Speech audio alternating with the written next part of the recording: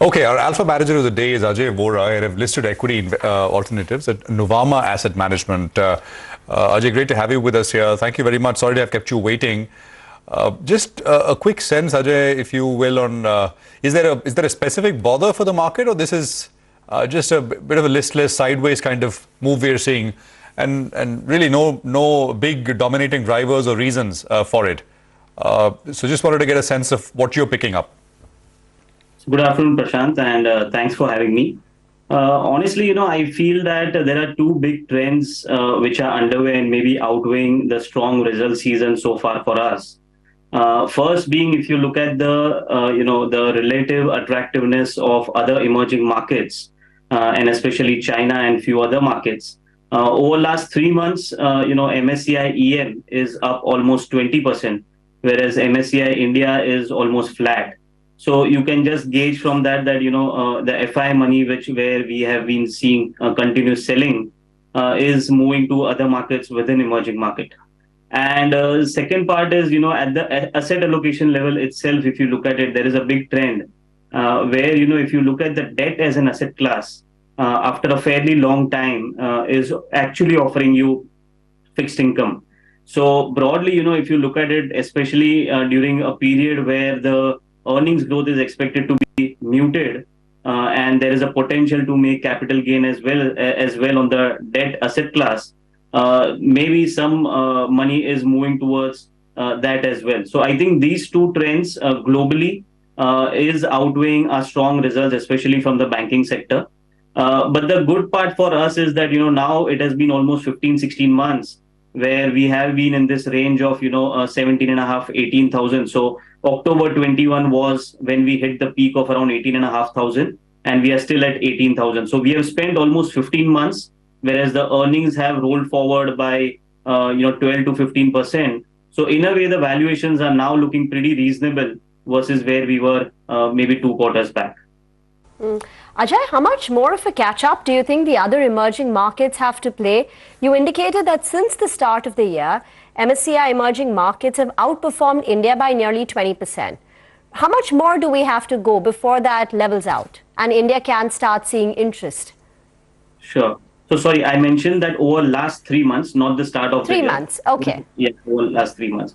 So my sense is that if you look at now where we stand in terms of earnings, we are looking at closer to 920, 930 rupees for FY24 for Nifty, and maybe 1030, 1040 for FY25. And considering the very strong numbers from the banking sector in this result season, I don't see any major earnings downgrade at an aggregate level. So I think that a year from now, we should be looking at closer to 20,000 odd levels for Nifty, which is again, around 12, 13% upside from here. And broadly, if you look at it, we bottom out somewhere close to 17 times. So with very limited downside, just because we have spent enough time in this range and over last 1.5 year, maybe a quarter more of consolidation, but then we should start picking up. So both things will catch up. One is our outperformance in a way we have given up versus other emerging markets, and our valuations have also become pretty reasonable. By the way, that's heartening news on the green bond front, on the whole effort to go towards sustainability. This is only part of the auction. The government, I believe, is looking to sell bonds worth almost 16,000 crores over several tranches. Today was one, 4,000 crores. This is 10-year green bonds. And the important aspect is that the yield seems to be slightly lower than the 10-year yield. So that's good news. People are lapping up these bonds. And obviously, these are issued by the Government of India. RBI is issuing them on behalf of the Government of India to finance projects on the sustainable side, solar, etc. So that's good news coming in from the bond markets. Well, Ajay, good afternoon. Surabhi here. So, just to talk about this, the whole aspect of the budget is, of course, spurring the economy, capital expenditure, and that's going to be the talk. Now, how that happens, when that happens, we'll get the math on the first. But in terms of stocks, how are you playing this theme if you are? If you're convinced, if you're playing it, then through what category of stocks?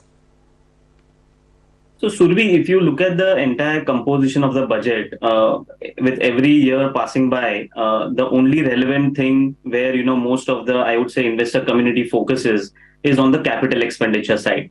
And if you look at the entire numbers, how it shapes up, out of a total expenditure, which is expected to be, say, somewhere around 43, 44 trillion rupees, where government can actually play around with is close to 8 to 9 trillion rupees. So it's a little less than 20%. And within that, the focus area has always been roads, railways, defense. These are the three big heads where, large part of the capital expenditure takes place. So that is where we need to see where actually the large jump or growth will come into play. And the second part is, I just hope that, we don't see any negative surprises on the taxation front, which is always the worry pre-budget. But if there is some sort of relief in terms of, the taxation slab for individuals, maybe that can spur some sort of, demand on the consumer discretionary side, which has been somehow lagging post the festive season, and especially it's a bit weaker on the rural side. So my sense is that, consumption and investment, these are the two big heads. Investment, as we discussed, it's almost, 8-9 trillion rupees is something where we would focus on. All right. Hi, Ajay. Good afternoon. Nigel on this side. Ajay, it was heartening to hear that you still believe that the index, the Nifty, will go up to around that 20,000 odd mark, 12%, 13% return that you were mentioning. But let's leave the Nifty at the side, because a lot of retail portfolios, they are not feeling like the Nifty is at around 18,000. It's more like 16,000.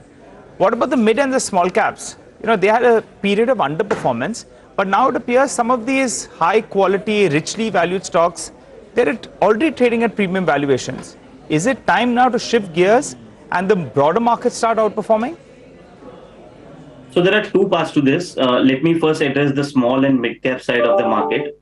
Actually, if you look at it, historically, this space has tend to underperform when the interest rates are rising, and especially during high commodity prices period. But now, if you look at it, the underperformance is pretty significant in the small and mid cap. And considering the commodity prices have also eased and interest rates have broadly peaked out, my sense is that, investors are waiting for this clarity on the long-term capital, short-term capital gain tax in the budget. If there is no negative news on that front, I think the names where the earnings are, fully, looking on a very growth side, and the valuations are also reasonable, they should pick up post the budget. And coming back to, the high P names, honestly, I feel that the growth rates have come off pretty sharply in most of the names. And therefore, I think that there can be either a period of time correction or a decent price correction.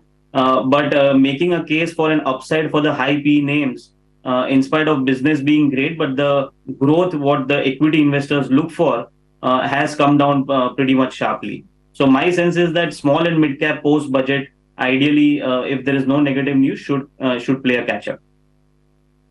All right, Ajay, it's a pleasure. Thank you very much for joining us, and hope to speak with you again soon. 237 points. By the way, the Nifty is back at the day's low, almost at the day's low. The low was 17,846 earlier. We are at 17,882. So just about 30-40 points away.